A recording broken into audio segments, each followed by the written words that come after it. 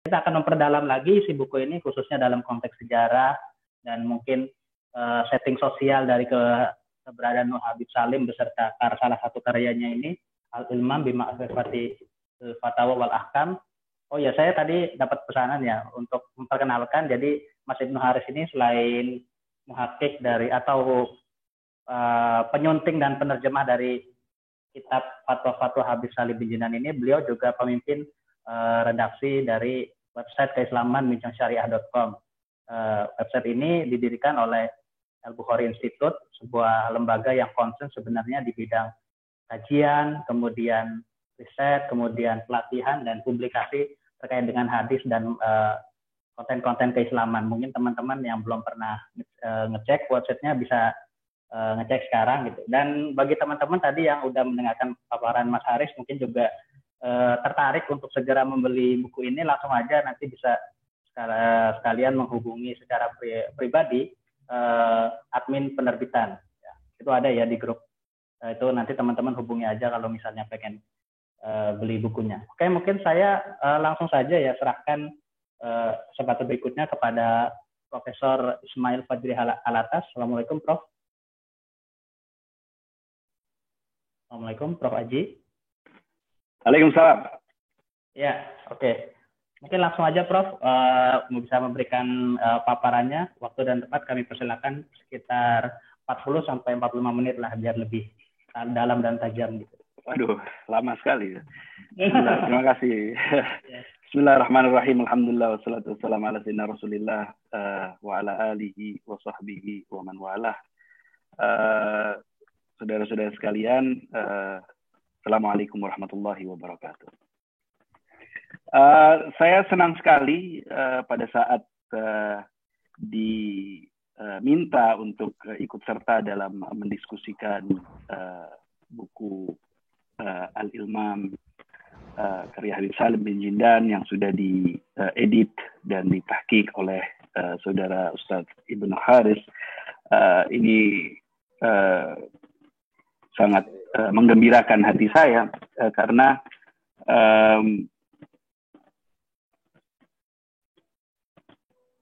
sudah beberapa tahun saya mengkaji beberapa karya Habib Salim, dan selama ini Habib Salim bin Jindan itu hanya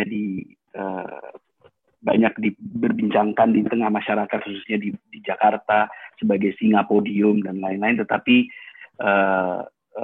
tidak banyak masyarakat itu berbicara tentang karya-karya tulis Habib Salim yang sangat banyak, walaupun seperti kata Ustadz Ibnu Haris tadi, kebanyakan tidak selesai.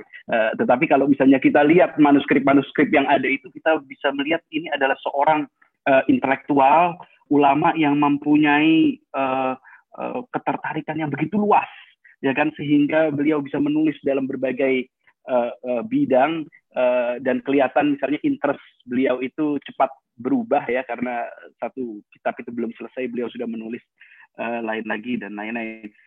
Saya sendiri sudah pernah mengkaji beberapa kitab Habib Salim, misalnya yang sudah terbit itu kajian pendek tentang kitab Ihya al-Mait bi Fadail al-Bait, dan yang baru saja saya selesai tulis dan mungkin insya Allah akan terbit tahun depan, itu tentang rihlah beliau ke Haram, ke Mekah, yang sayangnya tidak selesai juga. Judulnya An-Nafhatul Miskiyah fi Rihlatil Makkiyah. Jadi pada saat Ustadz Ibnu Haris ini mencoba menulis tesis beliau tentang kitab Habib Salim ini, sangat menggembirakan sekali karena again, seorang ulama Hadrami Indonesia abad ke-20 yang mana beliau berada di antara di tengah perjumpaan antara tradisi dan modernitas. Tentu pemikiran-pemikiran beliau dan karya-karya beliau menjadi sangat penting, dan saya sangat berbahagia karena sepertinya di Indonesia ini khususnya di antara kawan-kawan yang saya kenal secara pribadi, mulai terbangun lagi ketertarikan kepada studi filologi Islam.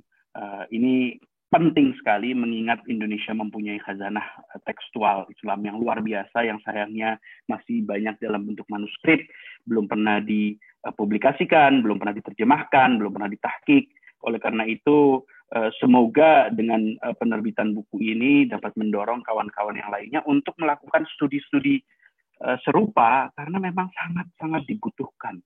Dan sebagai objek tesis master, saya pikir tidak ada yang lebih baik dari mengkaji karya-karya seperti ini, karya-karya singkat yang bisa diterjemahkan, yang bisa dikontekstualisasikan, yang bisa ditahqiq, dan kemudian akan bisa berguna untuk banyak, bukan hanya untuk kaum muslimin, tetapi juga untuk sarjana-sarjana yang mengkaji Islam sebagai sebuah realitas sosial atau realitas historis. Nah itu oleh karena itu saya mengapresiasi sekali apa yang telah dilakukan oleh Ustadz Ibnu Kharis, dan harapan saya kawan-kawan yang lain bisa mengikuti jejak beliau dalam melakukan studi-studi teks seperti ini. Kemudian mengenai kitab ini dan konteks sejarahnya, ada beberapa hal sebenarnya pada saat saya membaca buku itu yang ingin saya pertegas di sini ya. Mungkin itu semua sebenarnya sudah implied di dalam buku itu, tetapi mungkin bisa kita kita taruh dalam sebuah perspektif historis dan sosiologis. Yang pertama mungkin masalah fatwa itu sendiri ya. Kenapa fatwa ini menjadi penting, bukan untuk umat Islam dan praktisi, tetapi juga untuk dalam kesarjanaan historis atau sosial, karena fatwa ini menjadi fatwa itu menjadi salah satu jendela bagi antropolog atau bagi sejarawan sosial atau bagi sosiolog untuk memahami mentalitas sebuah masyarakat di sebuah zaman. Oleh karena itu banyak sejarawan sosial, sejarawan kultur, ya, sejarawan budaya itu yang menggunakan fatwa sebagai sumber sejarah yang sangat penting. Walaupun misalnya fatwa itu tidak berbicara secara eksplisit tentang sejarah, tetapi melihat misalnya pertanyaan-pertanyaan dari yang ada misalnya di sebuah kumpulan fatwa, itu menjadikan kita aware apa sebenarnya permasalahan-permasalahan yang terjadi pada sebuah masyarakat di zaman itu. Nah, oleh karena itu kita bisa melihat yang disebut sebagai shifting problem space. Jadi artinya apa? Problem space itu tempat atau ruang pertanyaan itu selalu berubah kan setiap zaman. Dan kita lihat misalnya kumpulan fatwa dari abad ke-16 sampai abad 17, sampai abad 18, sampai abad 19, sampai abad 20. Kita bisa melihat ada pertanyaan-pertanyaan yang mirip, tetapi juga banyak pertanyaan-pertanyaan yang diberikan kepada seorang mufti misalnya yang berbeda. Nah, dari situ kita bisa men-trace, sejarawan itu bisa men-trace misalnya perubahan-perubahan problematika sosial, perubahan-perubahan mentalitas dalam masyarakat Islam, ya kan? Misalnya di fatwa-fatwa Habib Salim ini kita lihat pertanyaan-pertanyaan yang tidak mungkin ditanyakan 200 tahun sebelumnya, kan? Baik seperti vaksin, naik sepeda,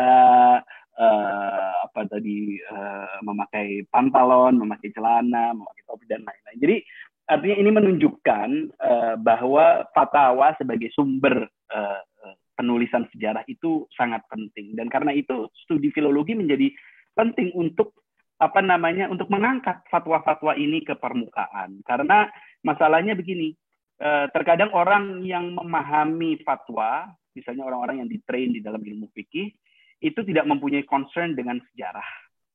Ya kan? Jadi dia tidak menggunakan kumpulan Majmu'ul Fatawa itu sebagai sumber sejarah, tapi sebagai sumber untuk praktik berfatwa dan lain-lain, untuk melihat presiden-presiden, opini-opini hukum yang lalu. Tetapi di sisi lain ada ahli-ahli sejarah yang menulis tentang sejarah sosial Indonesia misalnya, yang tidak mempunyai penguasaan terhadap sumber-sumber sejarah seperti fatwa, karena misalnya fatwa itu ada dalam bahasa Arab yang dia tidak menguasai, atau kalaupun bisa memahami bahasa Arab tidak bisa membaca tulisan khat dengan baik karena tidak ditrain dalam ilmu paleografi, sehingga akhirnya sumber-sumber yang begitu kaya sebenarnya seperti fatwa ini tidak digunakan oleh para sejarawan sebagai sumber sejarah. Nah, oleh karena itu pada saat fatwa itu sudah dihadirkan seperti dalam buku ini, ya kan, dalam bahasa Arab aslinya dan dalam terjemahan bahasa Indonesianya, maka ini bisa menjadi sumber bagi para sejarawan sosial untuk menggunakannya dalam menulis sejarah. Jadi itu dalam kaitan studi sejarah. Yang kedua, mengenai fatwa itu sendiri, maka kita bisa melihat misalnya ya di dalam Al-Imam ini betapa fatwa itu menjadi praktik fatwa, praktik berfatwa, praktik bertanya dan menjawab itu menjadi alat atau semacam metode di mana ajaran-ajaran agama itu menjadi menemukan bentuknya yang baru. Dan ini kita harus memaknai fatwa ini sebagai joint venture, sebagai karya bersama. Jadi fatwa ini bukan hanya karyanya Habib Salim, tetapi juga karya penanya yang menanyakan kepada Habib Salim. Oleh karena itu fatwa itu menjadi sebuah produk sebuah zaman, ya kan? Conversation, dialog antara penanya dan yang menjawab.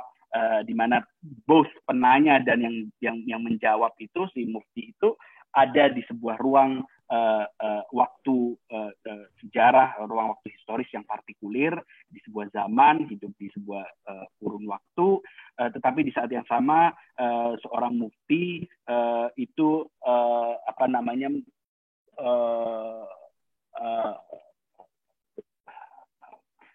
merupakan bagian dia juga merupakan bagian dari sebuah sejarah panjang, sehingga walaupun dialog itu terjadi misalnya di tahun 30-an, tahun 20-an, tahun 30-an, tetapi kita bisa melihat bagaimana pemikiran-pemikiran masa lalu, fatwa-fatwa masa lalu, istidlal masa lalu juga ikut mewarnai perumusan jawaban yang ada. Jadi fatwa sebagai persinggungan antara ruang waktu kekinian dengan sejarah yang panjang, sejarah Islam yang panjang. Ini yang saya pikir harus kita maknai dari fatwa. Dan melalui fatwa inilah kemudian akhirnya ajaran Islam mampu terus berkontekstualisasi, mampu terus berevolusi, mampu terus berkembang sesuai dengan masanya tanpa harus memutus tali dengan tradisinya yang panjang. Jadi itu saya pikir yang patut kita renungkan pada saat kita memahami fatwa sebagai teknologi perkembangan Islam. Ya. Dan satu lagi mengenai fatwa adalah fatwa itu sifatnya membimbing. Fatwa itu sifatnya membimbing. Jadi dia adalah sebuah mode keberagamaan. Audionya hilang, audio hilang. Audio hilang. Boleh Habib dilanjut lagi. Oke. Fatwa itu sifatnya kan membimbing. Jadi seorang yang memahami ilmu fikih, ilmu hadis seperti Habib Salim, dimintai pendapatnya dan beliau memberikan pendapatnya itu. Jadi dia bersifat membimbing kaum muslimin yang sezaman dengannya dan di bawah di bawah struktur fatwa itu. Bagaimana ini? Hah? Oke, Bu Habib boleh dilanjut. Mungkin ada nanti saya koordinasikan untuk di-mute beberapa teman-teman. Mohon maaf. Ya, tolong di-mute. Fatwa itu sifatnya membimbing, seorang bertanya dan seorang yang mempunyai ilmu terpanggil untuk menjawab, melakukan riset untuk menjawab sebuah pertanyaan. Maka di bawah struktur fatwa ini tadi ada sebenarnya relasi kasih sayang. Itu yang kita harus pahami. Artinya seorang yang berilmu memberikan jawaban dengan maksud membimbing sang penanya, ya kan, ini sebuah relasi keberagamaan yang saya pikir terkadang terlalu umum bagi kita dan terlalu biasa bagi kita sehingga kita tidak merefleksikannya, karena ini sangat berbeda sekali ya, struktur keagamaan yang berbeda sekali dengan misalnya ideologi-ideologi Islamisme misalnya yang menggunakan yang mencampion negara sebagai law enforcer dari hukum Islam. Tapi di sini justru kita melihat ada dialog antara kaum muslimin dan seorang ulama mengenai kehidupan mereka dan diberikan jawaban, sehingga dan itu semua berbasis pada relasi kasih sayang, sehingga produk yang dihasilkan yaitu fatwa itu menjadi sebuah bimbingan ketimbang seperti hukum yang dienforce oleh negara dengan kepolisian atau pasdaran atau apapun itu struktur-struktur kenegaraan. Jadi fatwa bersifat tidak memaksa, dia hanya membimbing. Alhamdulillah kalau diikuti, kalau nggak diikuti juga terserah Anda sudah bertanya, saya sudah memberikan kewajiban, saya sudah menunaikan kewajiban saya dengan menulis fatwa ini. Anda sebagai orang berakal silahkan mengikuti atau tidak, itu. Nah itu saya pikir relasi yang sangat luar biasa yang sudah kita lihat dibangun oleh para ulama dari zaman ke zaman, dan kita bisa maknai bahwa substratum dari relasi tersebut adalah kasih sayang, adalah mercy, adalah rahmah, saling membantu, muawanah, saling membantu. Itu mengenai fatwa. Nah sekarang saya ingin beralih kepada masalah mengkontekstualisasikan kitab ini pada khusus kitab ini khususnya dengan konteks sejarah Indonesia dan dunia Islam di awal abad ke-20. Tadi Ustaz Ibnu Haris sudah berbicara panjang lebar bagaimana Habib Salim itu adalah seorang ulama yang kita bisa katakan tradisionalis ya, tetapi juga beliau berkomunikasi dengan kaum modernis. Saya nggak senang dengan kata reformis karena tradisionalis juga banyak yang reformis, tapi modern reformism, ya, kaum modernis yang waktu itu sedang luar biasa efeknya di dunia Islam, tetapi juga Habib Salim tetap berpegang teguh pada tradisinya. Dan ini menarik karena figur seperti Habib Salim ini ya, dan kitab seperti Al-Ilmam ini justru mendestabilisasi dualisme yang selama ini kita pahami antara kaum tradisionalis dan kaum modernis, di mana kaum tradisionalis itu biasa berbasis kepada misalnya tradisi-tradisi skolastik di pesantren, tradisi isnad, dan menulis manuskrip, menulis kitab bahasa Arab. Sedangkan kaum modernis itu bercokol di jam'iyah modern, di salon-salon intelektual seperti di Kairo, di mana orang seperti Rashid Ridho dan Muhammad Abduh dan kawan-kawan mereka bisa banyak berdebat, dan mereka menulisnya juga di media massa ya, di surat kabar. Nah, pembedaan seperti ini yang biasa dilakukan oleh sejarawan seakan-akan tidak bisa menangkap atau tidak bisa terbatas pada saat digunakan untuk memahami seorang ulama seperti Habib Salim bin Jindan. Karena Habib Salim bin Jindan ini seorang tradisionalis, beliau talaki, beliau mengambil ilmunya dari para rijal, dari para ulama, beliau sangat mementingkan sanad, ya, isnad dan ilmu periwayatan.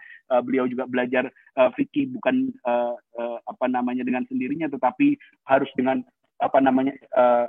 embodied tradition. Belajar fikih juga tidak hanya belajar saja, tapi harus mempunyai sanad periwayatan kepada imam-imam sampai ke, kita lihat misalnya di kitab Al-Ilmam itu semua isnad mazhab Syafi'iyah beliau sampai kepada Al-Muzani, terus Syafi'i, sanad Hanafiyahnya sampai kepada Muhammad bin Hasan Syaibani, sampai ke Abu Hanifah, Hanabilahnya juga sampai ke Abu Bakar Khalal dan Ahmad bin Hanbal dan lain-lain, Imam Malik juga dalam. Jadi beliau sangat mementingkan itu. Tetapi di sisi lain, beliau juga seorang yang hidup di zaman modern, ya kan? Bahkan ada yang kata Ustadz Dia Syahab itu, beliau pernah sekolah di Volkshochschule, ya, sekolah rakyat Belanda. Dan beliau juga pembaca, seperti kita lihat, beliau adalah pembaca surat kabar, pembaca majalah. Jadi beliau hidup di antara dua tradisi ini, dua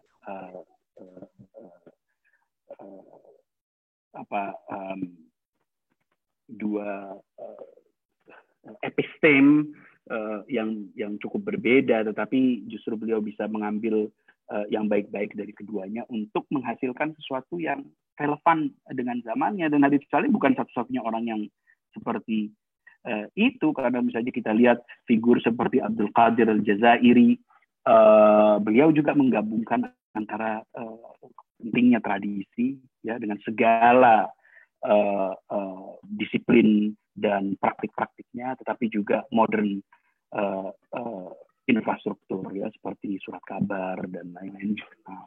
Nah, maka Al-Ilmam ini kita bisa lihat sebagai produk hibrida seperti itu. Artinya di satu sisi Habib Salim itu menggunakan mengambil dari surat kabar, ya kan, yang notabene adalah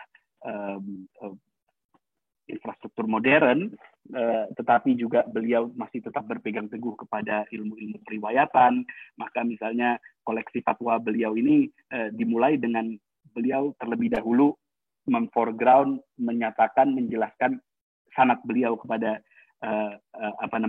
mazhab yang 4 itu, mazhab ahli sunnah yang 4. Jadi ini yang saya pikir menarik, dan karya-karya seperti Habib Salim ini harusnya kita maknai untuk justru memikirkan bagaimana kita keluar dari itu tadi, dari kerangka tradisionalis dan modernis. Akan-akan tradisionalis dan modernis ini dua kutub yang tidak bisa disatukan.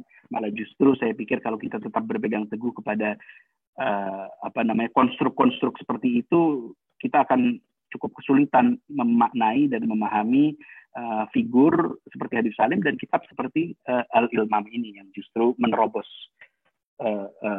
keduanya.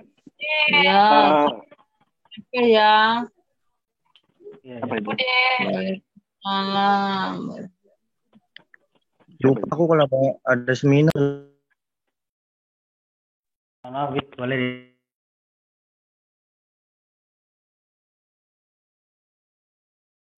Oke, Habib boleh dilanjut lagi. Mohon maaf.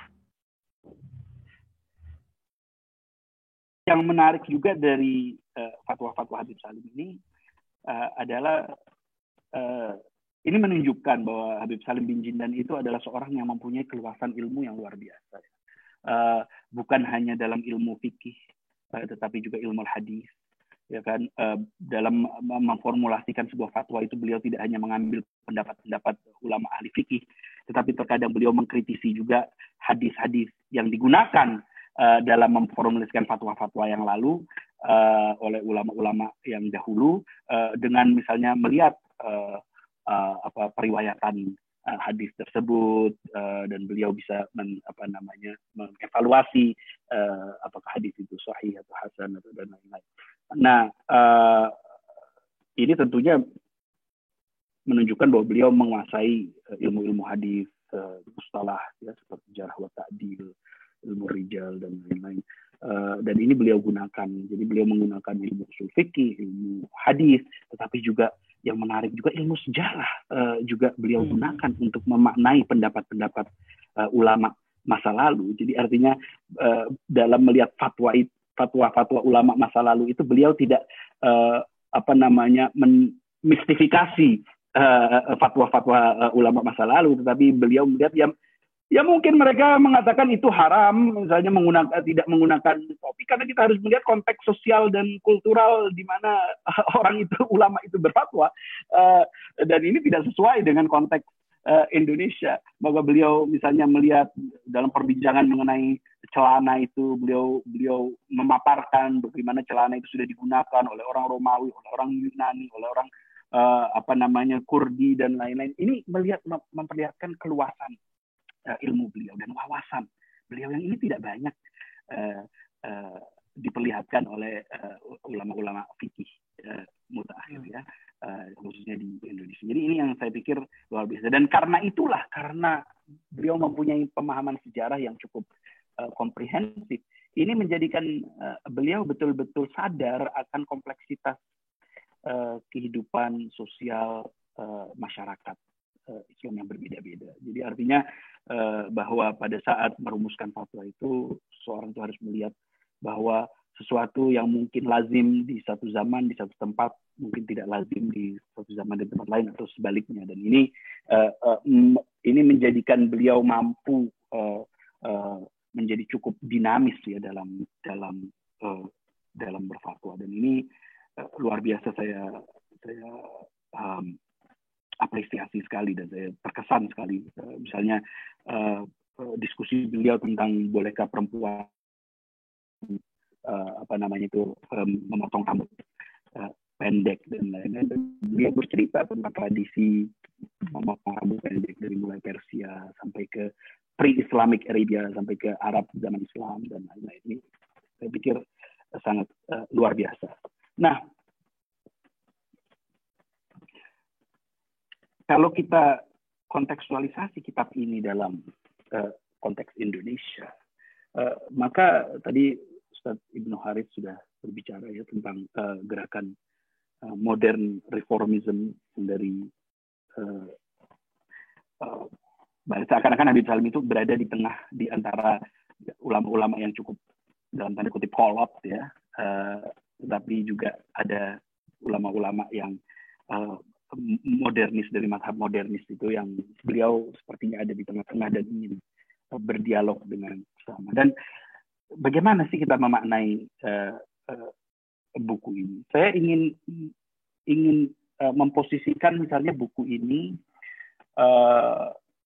dengan pemikiran tentang Islam dari seorang tokoh bangsa Indonesia yang saya pikir menarik jika kita sejajarkan buku ini, yaitu dengan Soekarno, Presiden Soekarno, Bung Karno, karena di waktu yang hampir bersamaan Bung Karno juga menelurkan pemikiran-pemikiran keislaman beliau semasa pengasingan beliau di ND dalam surat-surat beliau kepada Ahmad Hasan ya, Ahmad Hasan yang membangun Persatuan Islam itu persis.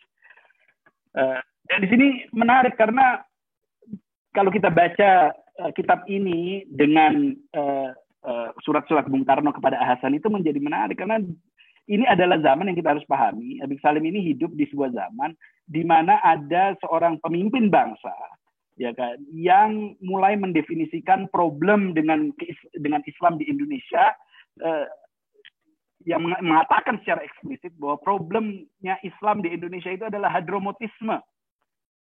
Ya kan, Bung Karno itu secara eksplisit mengatakan bahwa ini Islam ini salah di Indonesia ini karena para habaib, maksudnya begitu. Karena Islam yang berkembang di sini ini adalah Islam yang dibawa oleh orang-orang Hadrami ini dengan tradisi tahlilnya, ziarah kuburnya, mata bercelak, pegang tasbih, qomat kamit, baca doa dan lain-lain. Dan Bung Karno sangat eksplisit sekali menyerang tokoh-tokoh, menyerang apa yang beliau sebut sebagai hadromotisme, sebagai apa yang salah dari Islam. Dan kita lihat misalnya di fatwa-fatwa itu apa sih sebenarnya yang kenapa Bung Karno begitu kesal sekali dengan hadromotisme? Ya Bung Karno menyebutkan sebenarnya bahwa apa sih ini, kata Bung Karno, ulama-ulama ini mengharamkan radio, mengharamkan sepeda, mengharamkan celana, mengharamkan duduk-duduk bersama bergaul dengan orang non-Muslim dan lainnya. Itu yang membuat Bung Karno itu sangat kesal sekali. Dan menurut Bung Karno, ini semua karena kita tidak memahami esensi Islam. Kita terperangkap pada praktik-praktik yang detail-detail yang sebenarnya buat Bung Karno tidak penting. Karena buat Bung Karno yang penting dari Islam itu adalah spiritnya. Ya kan? Adalah Gestaltnya kalau menggunakan bahasa Jerman yang Bung Karno sering katakan. Jadi spirit dari Islam itu lebih penting daripada detail-detail kesehariannya ini. selama ini buat Bung Karno umat Islam ini terperangkap pada masalah-masalah detail-detail, akhirnya mereka tidak bisa maju.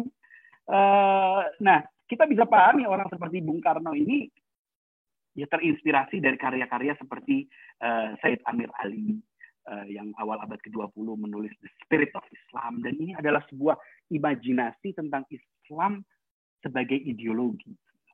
Jadi kalau Islam sebagai ideologi itu ya nggak penting lah praktik-praktik keseharian itu. Yang penting adalah spirit dan esensi dan impian politik, impian sosial yang didasarkan dari Islam itu sendiri. Jadi Bung Karno menganggap itu tidak sama sekali tidak penting. Nah, jadi Bung Karno ini adalah sebuah ekstrim ya, saya pikir. Ekstrim modernis yang menganggap bahwa yang detail itu tidak. Nah, tetapi ada ekstrim lain, misalnya ekstrim yang kita bisa sebut ya tradisionalis, yang ya cukup kalau dalam tanda kutip kolot ya dalam misalnya bertaklid kepada beberapa mukhtasarat fikih dan tidak ya mungkin juga ulama-ulamanya tidak mempunyai keluasan ilmu yang cukup seperti Habib Salim ini untuk bisa berfatwa dengan atau merumuskan pendapatnya yang dengan mengambil banyak sekali sumber untuk dalam memformulasikan masalah. Nah, maka kalau misalnya kita baca kitab Al-Ilmam ini seiring dengan karya dengan pemikiran Bung Karno, seakan-akan Al-Ilmam ini menjadi jawaban dari tantangan atau dari kekesalan Bung Karno gitu loh. Ini ada seorang ulama Indonesia, Hadrami, ya kan, yang cukup bangga dengan identitas Hadraminya, tetapi di saat yang sama mampu melahirkan dan memformulasikan fatwa-fatwa yang buat saya cukup progresif dalam hal-hal yang dikesalkan oleh Bung Karno itu.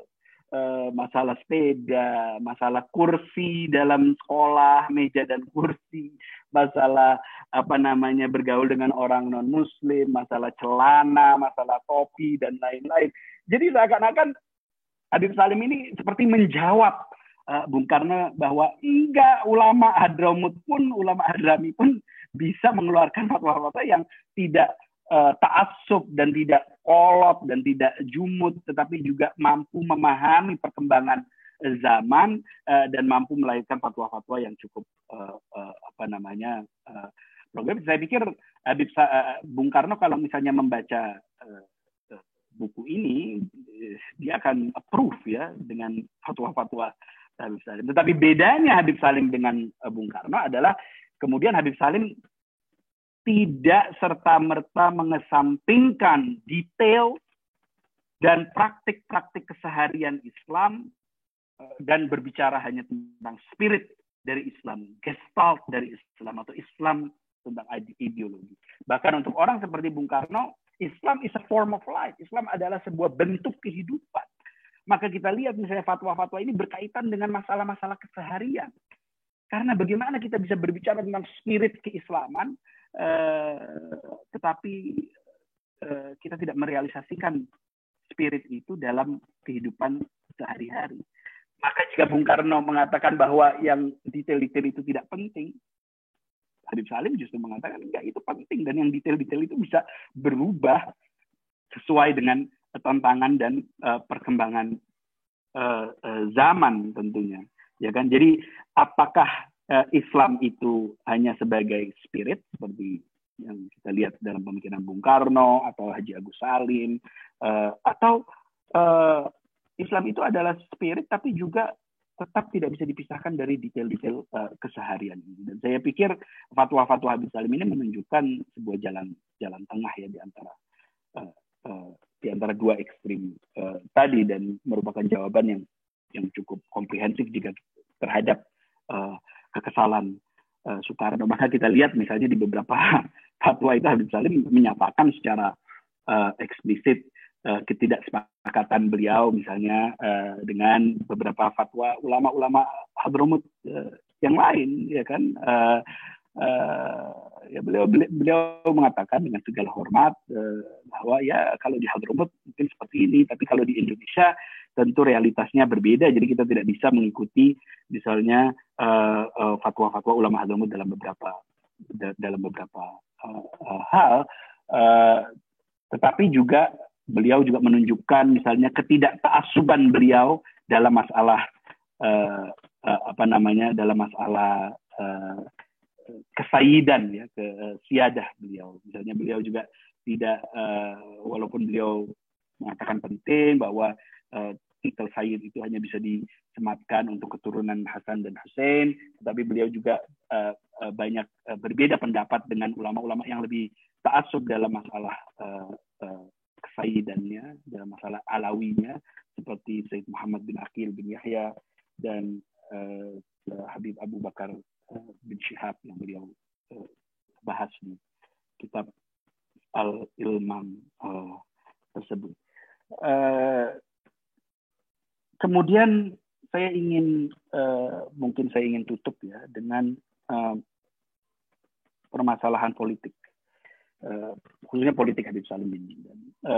Walaupun ini bukan karya politik, tapi sebenarnya kita bisa melihat pemikiran-pemikiran politik Habib Salim itu keluar dalam beberapa fatwa, khususnya tentang fatwa sholat Jumat, khutbah Jumat dalam bahasa lokal. Dan ini kita harus pahami konteksnya. Tahun 30-an, tahun 20-an, tahun 30-an itu adalah masa di mana ideologi kebangsaan Indonesia itu semakin berkembang, ya kan? Sedang dirumuskan, sedang melalui perkembangan. Nah, sejarah-sejarah yang ditulis belakangan ini oleh beberapa ahli sejarah itu menunjukkan bahwa selama ini tuh kita memahami nasionalisme Indonesia itu sebagai sesuatu yang terlahir di Leiden, di Belanda sana, di kalangan orang-orang pribumi yang terdidik dalam tradisi Belanda. Nah, ada sejarah-sejarah mutakhir yang melihat sebenarnya nasionalisme Indonesia itu tidak hanya terbentuk di Leiden atau di Batavia, tetapi juga di Mekah dan di kalangan kaum santri. Sejarawan seperti Michael Lavan misalnya mengatakan bahwa nasionalisme Islam Indonesia itu terlahir sebagai hasil dari dua aksi bercermin, mirroring process. Artinya gimana? Selama ini orang-orang Islam di Indonesia mengatakan bahwa ya identitas kita Muslim, gitu kan? Identitas kita Muslim. Nah, kalau misalnya Anda mengatakan identitas Anda Muslim, berarti apa yang membedakan Anda dengan orang Muslim di India, orang Muslim di Afrika, orang Muslim di Cina, orang Muslim, kan tidak ada, semuanya sama-sama Muslim. Nah, tetapi yang terjadi adalah bagi banyak orang Indonesia, pada saat mereka pergi haji, ya, mereka itu menjadi objek rasisme dari orang-orang Arab, yang mana orang-orang Arab di Hijaz itu terkadang memandang rendah orang-orang Jawi ini yang datang, gitu kan? Banyak syekh-syekh haji juga yang menggerogoti uang mereka, dipikir wah ini bodoh-bodoh, ini kita bisa peres aja duitnya gitu. Jadi banyak orang-orang Indonesia di kala itu yang menjadi korban dari rasisme Arab, khususnya pada saat mereka pergi ke Hijaz. Ya, itu adalah sebuah realitas sejarah yang sangat jelas dan tidak bisa kita pungkiri. Walaupun bukan semua orang Arab rasis tentunya, tetapi ya biasalah orang melihat sesuatu yang asing itu sebagai sesuatu yang berbeda dan lain-lain, itu hal yang biasa.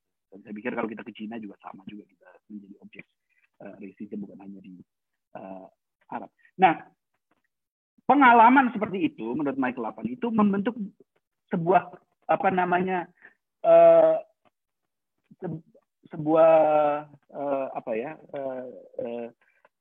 kesadaran bagi para hujaj Indonesia ini yang mengatakan, iya kita ini selama ini menganggap kita ini Muslim, sama-sama Muslim, tapi kok pada saat saya ke Arab saya justru menjadi objek racism gitu. Saya dianggap sebagai orang yang berbeda. Nah, sehingga pengalaman seperti itu ini turut membangun kesadaran bahwa kita ini bukan hanya Muslim loh, kita ini Muslim Indonesia, gitu kan? Kita ini Muslim Indonesia. Itu satu. Yang kedua, pengalaman serupa juga terjadi misalnya di Mesir, di mana banyak juga orang-orang Indonesia yang menjadi santri di Al-Azhar, ya, menjadi mahasiswa di Al-Azhar, dan mereka tinggal di tempat yang disebut hostel atau asrama yang disebut Riwa Keljawi. Nah, di Riwa Keljawi ini orang dari Aceh, orang dari Maluku, orang dari Jawa, orang dari Banjar, semuanya dijadikan satu asrama, semuanya ini pokoknya Jawi, gitu kan. Nah, pengalaman seperti itu turut membangun kesadaran dalam kalangan santri itu bahwa oh iya, kita ini bukan hanya Muslim Aceh atau Muslim Maluku atau Muslim ini, kita ini Muslim Jawi, kita ini Muslim yang kemudian akhirnya menjadi Muslim Indonesia, gitu kan. Sesuatu jadi yang partikuler itu menjadi termaknai sebagai sebuah kesatuan. Jadi itu adalah proses-proses mirroring, proses-proses bercermin di mana orang-orang Muslim di Indonesia ini bercermin dengan orang-orang Muslim yang lian, Muslim yang lian, ya, Muslim yang others, yang berbeda. Kita sama-sama Muslim, tapi kita berbeda karena kita orang Indonesia, dan kesadaran keberbedaan itu dibangun di atas pengalaman perjumpaan orang-orang Muslim dengan Indonesia dengan orang-orang Muslim non-Indonesia. Itu mirroring proses yang pertama. Tetapi yang kedua, mirroring proses yang kedua yang kemudian membentuk nasionalisme Islam di Indonesia adalah bercermin kepada orang-orang Hadrami yang ada di Hindia Belanda waktu itu. Di mana dari mulai abad ke-20 ya, sampai zaman Jepang itu, dari mulai akhir abad ke-19, orang-orang Arab ini ditempatkan di kampung-kampung Arab oleh pemerintah Belanda, sehingga mereka hanya bergaul dengan sesamanya. Mereka betul-betul dipisahkan ya setelah Perang Diponegoro dan lain-lain, itu dipisahkan dari masyarakat Muslim pada umumnya karena Belanda takut ini kalau terlalu dekat nanti akhirnya bisa berbahaya. Tetapi yang kemudian terjadi di dalam kalangan kaum Hadrami ini, mereka sibuk di awal abad ke-20 itu berbicara tentang Hadramaut. Perdebatan sengit antara orang-orang yang kemudian membentuk Al-Irsyad dengan Rabita Al-Alawiyah itu tidak tentang tanah air Indonesia. Kita jangan salah. Mereka berdebat tentang tanah air, tapi bukan Indonesia. Mereka memperdebatkan tentang tanah air Hadramaut. Karena mereka lebih memahami diri mereka sebagai orang-orang Hadrami yang ada di negeri perantauan yang nanti akan kembali. Jadi mereka berdebat panjang lebar di majalah-majalah seperti Rabita Al-Alawiyah, di majalah Al-Irsyad ya, Al-Imam dan lain-lain itu tentang masa depan Hadramaut. Bagaimana kita membangun Hadramaut sebagai negara modern. Bagaimana tempat kaum Sayyid misalnya di imajinasi politik tentang Hadramaut modern. Nah, mereka berdebat luar biasa sampai akhirnya perdebatan-perdebatan itu, mereka sibuk dengan itu, sampai akhirnya orang-orang tokoh yang menjadi tokoh nasional Indonesia, seperti misalnya Haji Agus Salim, secara terang-terangan mengatakan, loh, ini orang-orang ini di sini, tapi mereka lebih berbicara tentang Hadramaut ini bagaimana? Sehingga apa? Muncullah gerakan-gerakan mengeksklud orang-orang Hadrami dari imajinasi kebangsaan Indonesia. Ya. Kita lihat misalnya di syarikat Islam pun, padahal pada awalnya banyak orang-orang Hadrami yang ikut mendirikan syarikat Islam, tetapi pada akhir itu banyak dari mereka meninggalkan syarikat Islam karena syarikat Islam ini juga menjadi eksklusif, menyisihkan orang-orang Hadrami dari dalam tubuh organisasinya, sehingga di akhir syarikat Islam itu hanya tinggal 2 orang Hadrami yang tetap menjadi anggota syarikat Islam, yaitu Sayyid Hasan bin Sumaid dari Surabaya dan Habib Ali bin Abdurrahman Al-Habsyi Kuitang.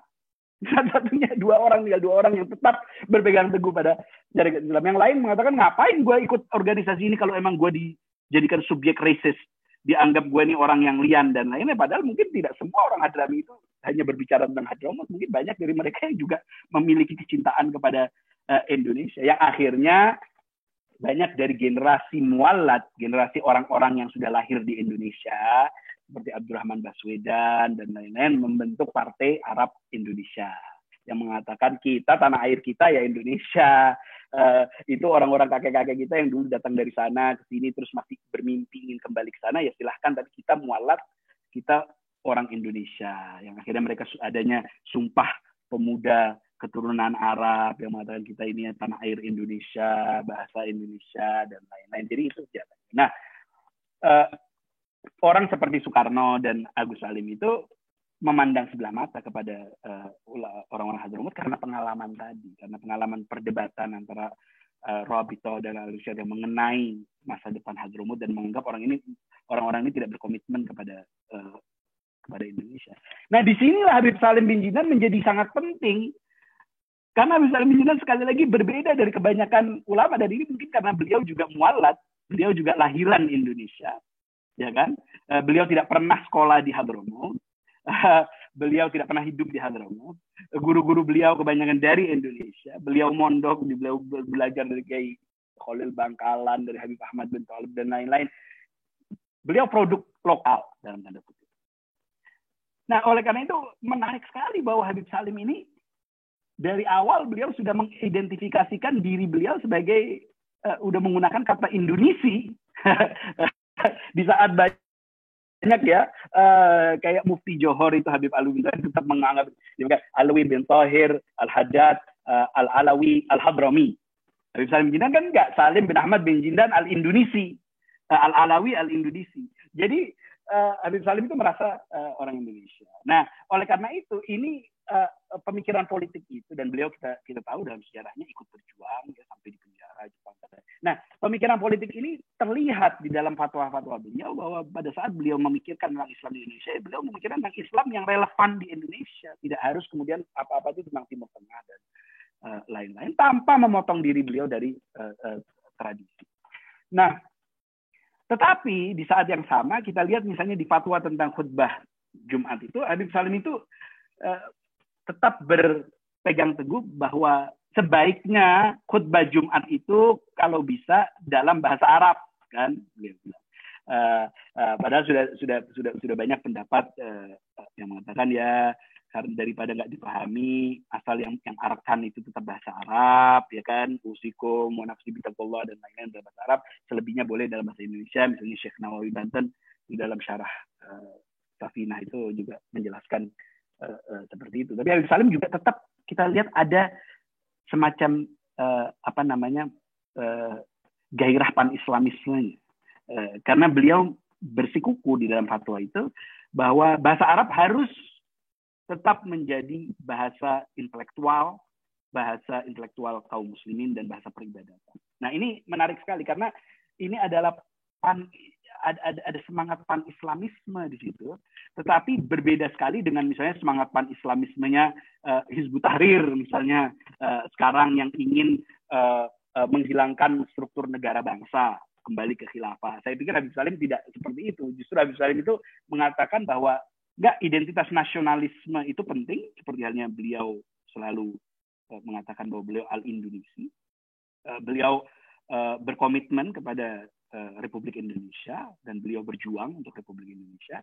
Tapi di saat yang sama beliau mengatakan bahwa umat Islam ini perlu ada satu medium persatuan.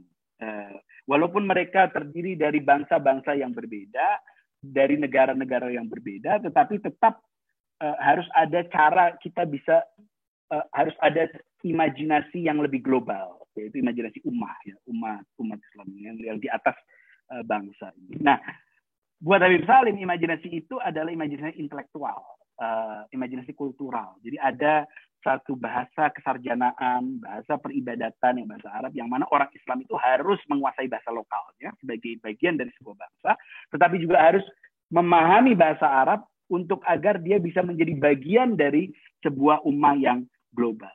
Yang mana ummah yang global ini sepertinya dalam pembacaan saya untuk Habib Salim adalah terdiri dari negara-negara bangsa yang independen, yang berdiri, yang berdaulat. Bukan seperti Hizbut Tahrir yang mana negara bangsa itu tidak ada, yang ada hanyalah khilafah yang global, itu tidak realistik. Jadi saya pikir itu menarik sekali ya, bahasa Arab sebagai bahasa ilmu pengetahuan, bahasa intelektual, bahasa kesadaran. Jadi imajinasinya ini seperti ini, seperti kalau misalnya di Eropa zaman dahulu itu ada yang disebut common language, ya, bahasa pasar, bahasa keseharian, sama lingua franca, bahasa yang menjadi medium dari bangsa-bangsa yang berbeda. Jadi artinya apa? Orang Islam itu bisa menjadi orang Islam Indonesia berbahasa Indonesia, orang Islam bisa menjadi bagian dari Republik Rakyat Cina berbahasa Mandarin dan lain-lain. Tetapi mereka juga harus menguasai bahasa Arab karena itu menjadi lingua franca, ya kan, yang memungkinkan komunikasi antara umat-umat Islam di situ. Makanya Habib Salim sangat menekankan pentingnya pengajaran bahasa Arab untuk semua Muslim, ya, bukan hanya untuk santri atau untuk orang yang mau menjadi ulama. Bagi Habib Salim, semua pengajaran bahasa Arab itu untuk semua. Jadi itu mungkin yang bisa saya share. Tentu saya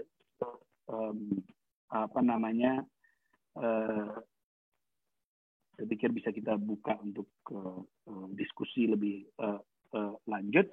Hanya dua catatan untuk penerbit ini, untuk penerbit pustaka di Bukhari, ya. Satu, saya pikir cukup banyak typos yang ada di buku ini, yang saya pikir sangat sayang sekali, mengingat ini buku yang sangat penting. Jadi mudah-mudahan ini cetak ulang, tapi tolong kalau sebelum cetak ulang dibaca kembali karena banyak typos, banyak kesalahan ketik. Dan kemudian saya pikir kalau memang buku ini mau dinikmati oleh masyarakat yang lebih luas, perlu ada catatan kaki untuk terminologi fikih, ya, karena nggak semua orang paham marjuh, istidlal, hasyah, syarah, ihtimal, dan lain-lain. Ini perlu ada catatan kaki yang menjelaskan terminologi ini. Dan saya lihat misalnya tahqiq itu ada dari Ustaz Ibnu Kharis itu ada di edisi yang bahasa Arab, tetapi tidak ada di edisi bahasa Indonesia. Kenapa demikian? Saya pikir kedua edisi itu perlu memiliki catatan kaki yang cukup komprehensif. Itu mungkin catatan saya tentang buku yang sangat penting ini, yang semoga bisa dibaca tidak hanya di kalangan santri, tetapi juga di dalam kelas-kelas sejarah atau antropologi di Indonesia. Terima kasih. Wallahul muwaffiq ila aqwamit thariq. Assalamualaikum warahmatullahi wabarakatuh.